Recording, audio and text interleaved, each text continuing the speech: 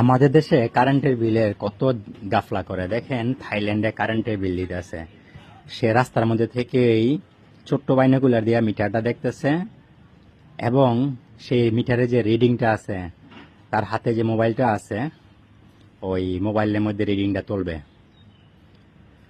মোবাইলের মধ্যে রিডিংটা তোলার সাথে সাথে তার এই যে কোমরে একটা মেশিন আছে, এখান থেকে প্রিন্টার আছে ছোট, এই প্রিন্টার থেকে বিলটা সাথে সাথে বের হয়ে আসবে। হুম, দেখেন কত সুন্দর ডিজিটাল, এই যে দেখেন বিল বের হয়ে আসতেছে।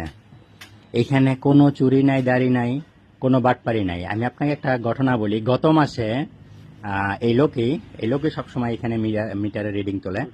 গত মাসে আমার দোকানে কারেন্টের বিল আসছে একটু বেশি আসার কারণে উনি অবাক হয়েছে যে হঠাৎ করে এখানে কেন বেশি আসলো। তো আমাকে আর বিলটা দেওয়া যায় নাই।